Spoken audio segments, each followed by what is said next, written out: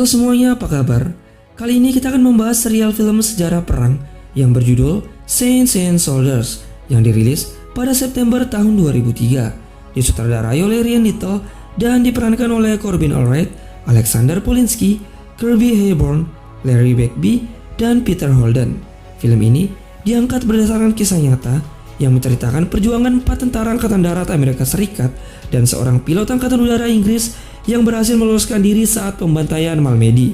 Pembantaian tersebut merupakan kejahatan melanggar hukum perang yang dilakukan tentara Jerman semasa Perang Dunia Kedua saat pertempuran Bulge di tahun 1944, di mana saat itu para tentara Jerman membantai puluhan tawanan perang AS secara keji.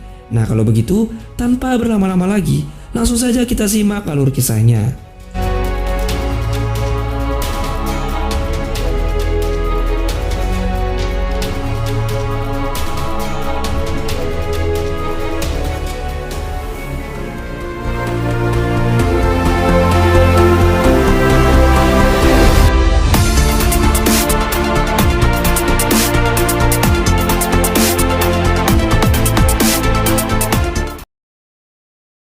Film diawali dengan berita radio militer London yang memberitahu bahwa pasukan dan pesawat tempur Amerika Serikat telah menggempur habis-habisan tentara Jerman di garis depan wilayah Ardennes.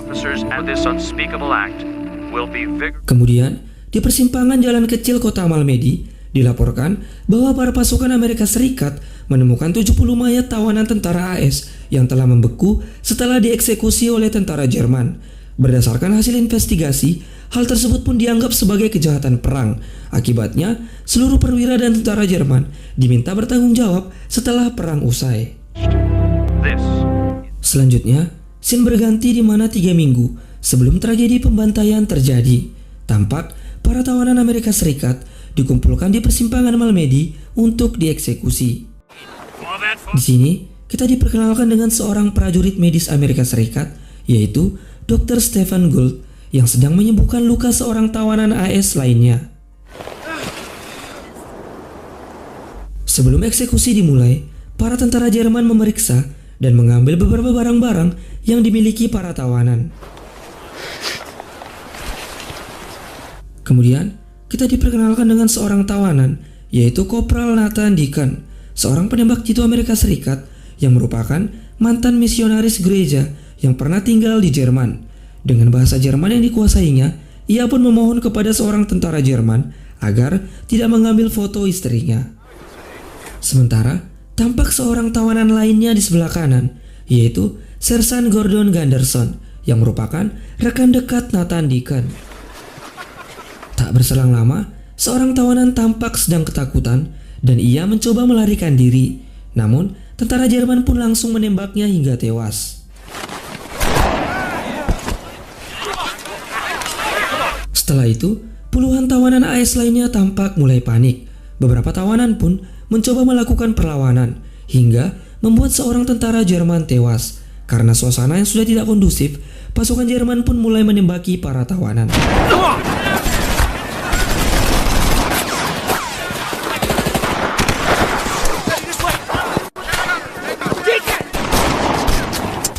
Beberapa tawanan AS pun mencoba melarikan diri dan bersembunyi ke hutan. Namun, prajurit medis Gould dan seorang tawanan lainnya ketahuan saat bersembunyi.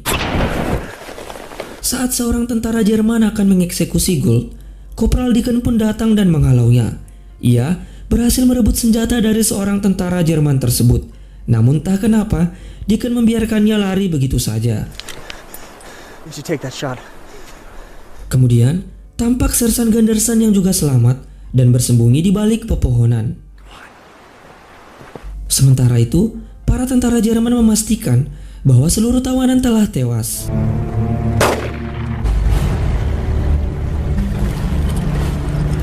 Setelah pasukan Jerman pergi, tampak seorang tawanan Amerika Serikat yang ternyata masih hidup di antara tumpukan mayat, yaitu adalah Kendrick.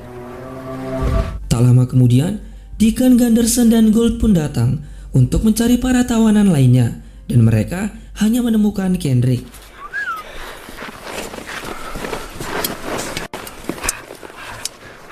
Setelah itu, Sersan Gunderson pun menyusun rencana dan memimpin tim untuk meninggalkan tempat tersebut.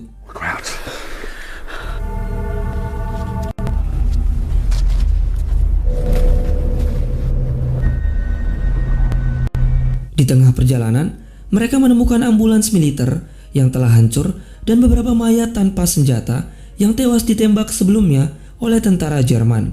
Gunderson pun memerintahkan untuk mengambil beberapa barang yang dapat digunakan sebagai persediaan.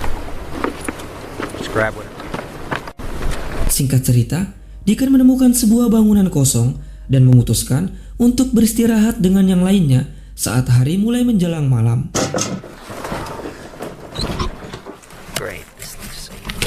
Ketika malam tiba, Deacon mendapat giliran berjaga di luar bangunan untuk mengawasi area sekitar. Namun tak berselang lama, ia melihat kedatangan tentara Jerman dan memutuskan untuk kembali ke dalam bangunan.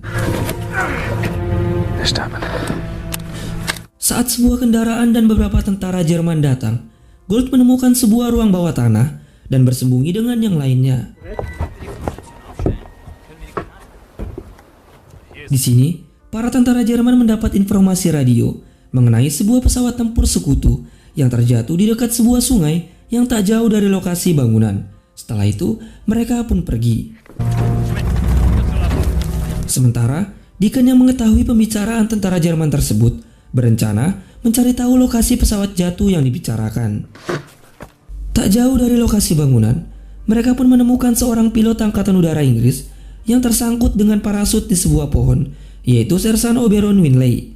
Ia ditembak jatuh oleh pasukan Jerman saat hendak menjalankan misi penting untuk membawa pesan intelijen rahasia ke pos komando Amerika Serikat. Setelah itu, Gunderson dan yang lainnya pun membawanya ke tempat persembunyian untuk membahas rencana Sersan Winley. Di sini, Winley menjelaskan bahwa informasi rahasia yang ia bawa harus diberitahu secepatnya kepada sekutu untuk membongkar strategi perang Jerman di Ardennes. Hingga akhirnya, mereka pun memutuskan untuk pergi bersama menuju pos komando terdekat yang berjarak 32 km.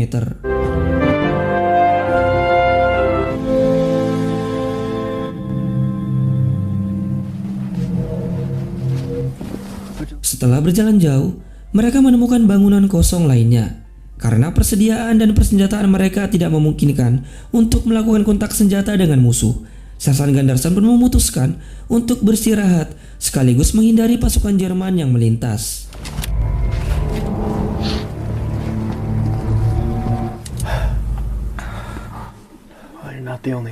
Kemudian, mereka pun kembali melanjutkan perjalanan. Namun, di saat Deacon mengamankan jalan yang akan mereka lalui, tiba-tiba sesuatu seperti menghampirinya. Tampak sesosok wanita misterius yang muncul di hadapannya dan membuat dirinya ketakutan. Yang ternyata sosok tersebut hanyalah halusinasi yang muncul akibat konflik pribadi Deacon sendiri, di mana sebelumnya saat pertempuran Elsenborn, seorang wanita dan 6 orang anak tidak sengaja terbunuh saat Deacon menyerang seorang tentara Jerman di sebuah gereja. Semenjak kejadian tersebutlah Deacon selalu dihantui rasa bersalah. Singkat cerita, cuaca pun mulai memburuk. Hal tersebut membuat mereka harus menghadapi badai salju. Beruntungnya, mereka menemukan sebuah rumah untuk beristirahat dan berlindung. Saat sedang beristirahat di tempat tersebut, mereka mendengar suara yang mencurigakan. Hingga akhirnya, Gunderson pun memutuskan untuk memeriksa ruangan lain. Dan ternyata, suara tersebut adalah musik yang muncul dari turntable milik wanita lokal Belgia yang sedang membuat roti. Bangunan tersebut ternyata adalah tempat tinggal seorang wanita bernama Catherine dan seorang anak perempuannya, yaitu Sophia. Karena berada dalam pihak sekutu, Catherine pun mengizinkan Gunderson dan yang lainnya untuk beristirahat di tempatnya. Tak lama kemudian, Winsley pun memutuskan untuk pergi sendiri meneruskan perjalanan. Namun, karena badai salju yang tak kunjung reda, Gunderson dan yang lainnya memilih untuk tetap menunggu hingga badai berhenti. Beberapa saat setelahnya, Catherine menghampiri Gunderson dan yang lainnya untuk memberikan roti. Namun tiba-tiba, sebuah kendaraan dan 2 orang tentara Jerman datang. Catherine yang meninggalkan putrinya langsung berlari keluar dan mencoba membujuk para tentara Jerman agar tidak mengganggunya. Saat seorang tentara Jerman menyentuh Catherine, Nathan Deacon pun keluar dan menembaknya hingga tewas. Sementara itu, seorang tentara Jerman lainnya berhasil meloloskan diri. Setelah kejadian tersebut, Gunderson dan yang lainnya pun khawatir jikalau seorang tentara Jerman yang meloloskan diri tadi akan kembali dengan pasukannya. Purpose. That's a lie. That's enough. Namun tak lama kemudian, Winsley kembali bersama seorang tentara Jerman yang berhasil ditangkapnya. Ia memutuskan kembali karena mendengar suara tembakan. Winsley, Kendrick, dan Gold langsung bersiap untuk mengeksekusinya. Namun, Sersan Gunderson pun menahan niat mereka. You will obey my orders. Saat Deacon melihat wajah tentara Jerman tersebut, ternyata ia mengenalnya. Tentara tersebut bernama Rudolf Geertz yang berasal dari Berlin. Deacon mengenal keluarganya saat ia menjadi misionaris di Jerman. Setelah itu, Rudolf pun dijadikan tawanan. Gunderson dan yang lainnya kembali beristirahat dan menunggu hingga badai salju reda. Keesokan harinya, Gold terbangun dan melihat Rudolf telah menghilang. Ia pun berselisih dengan Deacon karena membiarkannya kabur. Deacon menjelaskan kalau ia sengaja melepasnya untuk mendapatkan beberapa informasi penting, di mana terdapat sebuah kem AS terdekat yang berjarak 6 km. Namun, mereka harus melewati pasukan Jerman yang sedang bergerak di jalan yang akan mereka lalui. Two pistols and a bolt action. Kemudian, mereka pun mulai melakukan persiapan dan mengambil beberapa perlengkapan senjata dari sebuah kendaraan milik Jerman. Setelah itu, Sersan Gunderson dan yang lainnya pun meneruskan perjalanan. Tak jauh setelah berjalan, mereka melihat beberapa pasukan Jerman. Gunderson pun memilih untuk menunggu hingga para pasukan Jerman pergi. Sayangnya, Sersan Gunderson tewas tertembak oleh penembak jitu Jerman yang sedang bersembunyi.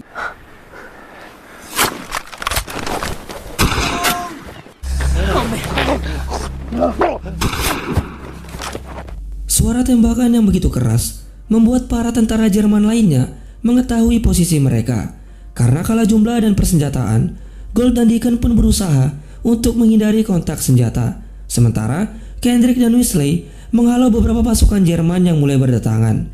Sayangnya, kaki kiri Winsley tertembak. Mereka pun berusaha untuk meloloskan diri dari pasukan Jerman. No, you're not going anywhere. Karena Winsley mengalami luka tembak, mereka pun bersembunyi di sebuah bangunan kosong untuk mengobatinya. Namun tak berselang lama, para pasukan Jerman berdatangan dan menyerang mereka.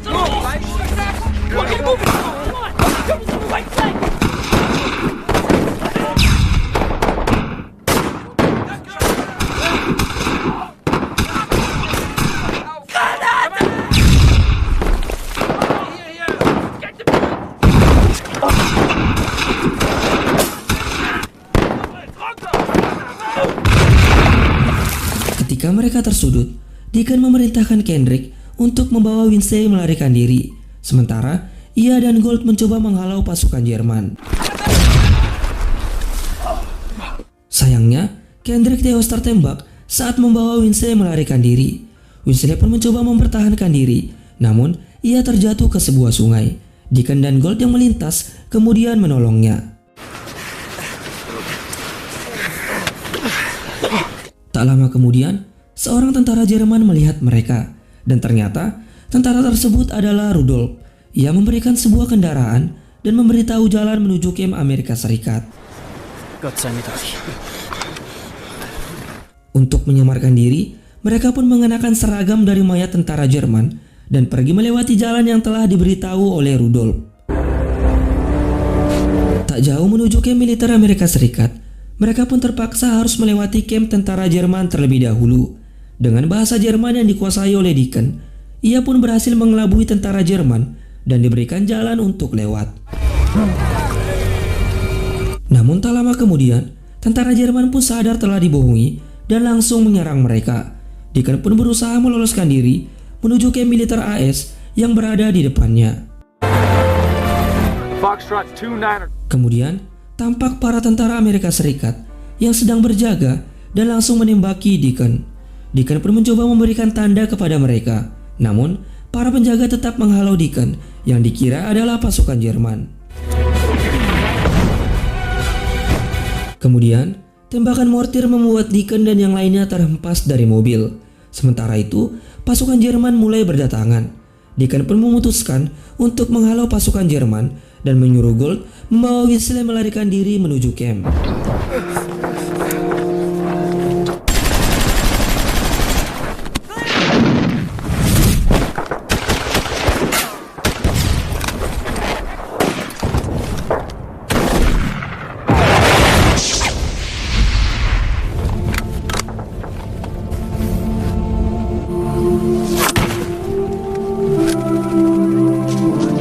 Hingga akhirnya, Deacon pun tewas diserbu pasukan Jerman. Sementara itu, Gold dan Weasley berhasil sampai ke camp Amerika Serikat. Weasley pun menyelesaikan misinya untuk memberikan informasi intelijen kepada pihak Amerika Serikat. Pada saat itu juga, pasukan AS berhasil menggempur Jerman habis-habisan dan menawan beberapa tentara Jerman. Tampak salah satu tawanan yaitu Rudolf yang masih hidup. Di akhir cerita, Gold yang awalnya sangat membenci tentara Jerman menjadi peduli dalam hal kemanusiaan. Tampak ia mengobati para tawanan Jerman yang terluka. Kemudian film pun selesai.